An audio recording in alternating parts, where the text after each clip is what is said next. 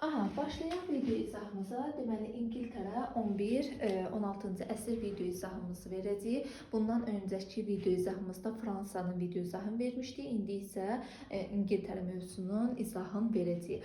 Deməli, 5-ci əsrdə Anglo-Saks tayfaları İngiltərənin işğalına başlayırlar və buranı işğal edib 7 krallıq yaradırlar.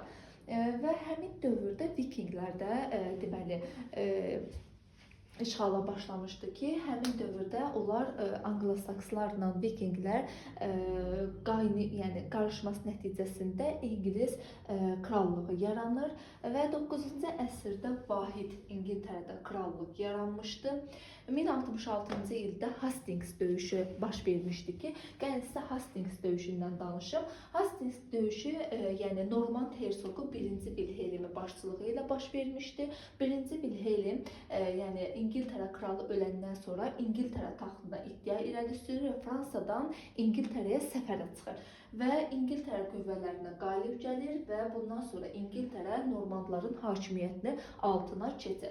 1066-cı il Hastings döyüşünün siyasi və sosial-iqtisadi nəticələri var. Siyasi nəticəsi nə idi? Hastings döyüşünün siyasi nəticəsi o idi ki, artıq belə deyək də mərkəzi hakimiyyət möhkəmlənir, kral hakimiyyəti möhkəmlənir. Sosial-iqtisadi nəticələri isə kəndlərin çoxsu təhkimli vəziyyətinə düşür və daxili-xarici ticarətin inkişafı üçün şərait yaranır. Daha sonra gəlin 1-ci Vilhelmin hakimiyyəti dövründən danışaq. 1-ci Vilhelm 1066-1087-ci illərdə hakimiyyətdə olmuşdu. 1-ci Vilhelmin dövründə bütün ölkəni öz mülkü elan edir. Öz yaxın adamlarına torpaq paylayır. Hətta becərilən torpaqların 7-də biri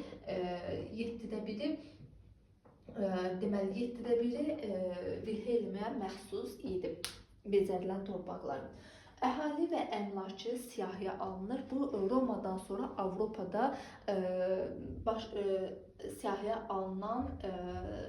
siyahıya alınma idi ki, 1-ci Vilhelmin dövründə olmuşdu. Avropada vergi, kilsə, məhkəmə islahatı keçirilir, kəndləri təhkimli halına salır 1-ci Vilhelmin dövründə.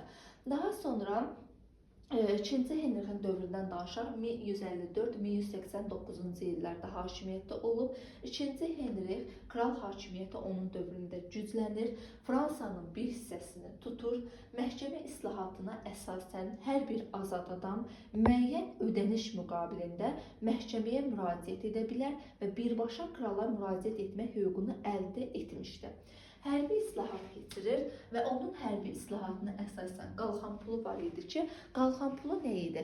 Yəni ki, orduda xidmət etməkdən boyun qaçıran zəncavərlər müəyyən məbləğ ödəməklə, yəni oradan xidmət etmirdilər və həmin məbləğ hesabına kral özünə muzlu ordu, qoşun yaradırdı. Kilsə islahatı keçirir ki, amma kilsə islahatı uğursuz olur. Daha sonra gəlin danışaq 13-cü əsrin əvvəllərindən. 13-cü əsrin əvvəllərində bildiyimiz kimi Fransa ilə İngiltərə arasında müharibələr gedirdi və bu müharibə də xərc tələb eləyirdi. Buna görə də İngiltərə kralı əhali üzərinə vergilər qoyurdu.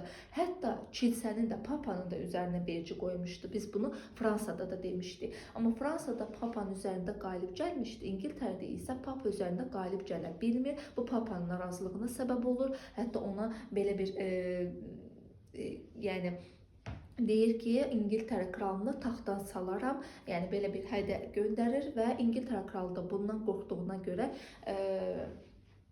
neyir? Papanın vassallığını qəbul edir. Amma papanın vassallığını qəbul etsə də bu əhalinin, bu dəfə də əhalinin narazılığına səbəb olur. Buna görə də o əhalinin üsyana qalxmasını belə deyək, narahat olduğuna görə 1315-ci ildə Böyük Azadlıqlar Xartiyasını qəbul edir. Və Böyük Azadlıqlar Xartiyasında nə deyilirdi? İri feodallara geniş hüquqlar verilirdi. Zəncavərlər, şəhərlilər, kəndlərə isə məhdud hüquqlar verilirdi. Hətta şəhərlərin azadlıqları da tanındı. Kral artıq vergi toplaya bilməzdi. Bütün azad adamlar cərimələrdən qorunmalı idi. Amma bu vədlərə kral əməl etmir. Və nəticədə əhali belə deyək də yenidən narazılığa qalxır və bu narazılıq 1365-ci ildə parlamentin çağırılması nəticələnir və bu parlamentdə Zəncavərlər, şəhərlilər yəni iştirak etsə də bir tək kəndlilər iştirak etmir. Və 14-cü əsrdə hətta parlament qanunların verilməsində də hüquq qazanır. 14-cü əsrin ortalarında Avropada dediyimiz bütün Avropada olduğu kimi İngiltərədə də qara ölüm, vəba xəstəliyi baş verir ki, və bu qara ölüm, vəba xəstəliyi nəticəsində İngiltərənin əhalisinin 1/4 qırılır. Buna görə də İngiltərə kralı amansız qanunlar qəbul edir və bu amansız qanunlara görə üsyanlar baş verir. Belə üsyanlardan biri də o Tyler üsyanı idi ki, 1381-ci ildə baş vermişdi bu üsyan. Bu üsyanın səbəbləri nə idi? Bir feodal zülmü idi, bir də vergilərin azaldılmasını istəyirdilər. Üsyançıların tələblər irəli sürmüşdü. Fransa üsyançılarının Jaklar üsyanında tələbləri yox idi. Amma İngiltərədə üsyançıların tələbləri var idi ki, təhkimçilik və biar ləğv edilsin, vergilər azaldılsın. Hiylə və xəyanətlə xeyirxah kral üsyanı yatırdı, amma nəticəsiz qalmadı, vergilər azaldıldı, qanunlar yumşaldıldı və təhkimçilik azaldıldı. Bundan sonra gəlin 15-ci əsr İngiltərə tarixindən danışaq ki, bu dövrdə hakimiyyət uğrunda feodallar arasında mübarizə gedirdi ki, həmin dövrdə Al-Qızılgül və Ağ-Qızılgül dövrü adlanır ki, 30 il mübarizə aparmışlar 1455-1485-ci ildə. 1485-ci ildə isə 7-ci Henrixin, Tudorlar sülaləsindən olan 7-ci Henrixin qələbəsi ilə başa çatır və 1485-1603-cü illəri əhatə edən Tudorlar dövrü başlanır. 7-ci Henrixin dövründə iri feodallara qarşı mübarizə apardı. Feodalların hərbi dəstələrini ləğv etdi, ara müharibələrinə son qoydu, zədərcan və orta təbəqə üzərinə az vergi qoyaraq onları öz tərəfinə çəkdi. Bütün bunlar hamısı da mütləq monarxiyanın yaranması prosesini başlandı. 16-cı əsrdə isə Anglikan kilsəsi yarandı, kilsə dövlətə tabe edildi. Daha sonra 1-ci Yelizaveta'dan danışacağıq ki, 1558-1603-cü illərdə hakimiyyətdə olmuşdu. 1-ci Yelizaveta'nın dövrü İngiltərə tarixində qızıl dövr adlanır. Onun dövründə proteksionizm siyasəti qəbul edilir ki, yəni yerli məhsulları himayə etmək üçün bu siyasəti yürütmüşdü. Dənizlərdə İspaniya ilə mübarizə aparmışdı. Bildiyimiz kimi İspaniya o dövrdə dənizlərdə hakim idi. Hətta onun donanması məğlub edilməz armada adlanırdı. Amma buna baxmayaraq 1588-ci ildə La Manche döyüşündə məğlub edilməz armada, yəni İspaniya İngiltərəyə məğlub olur. 16-cı əsrdə isə İngiltərədə çəpərləmələr başlandı.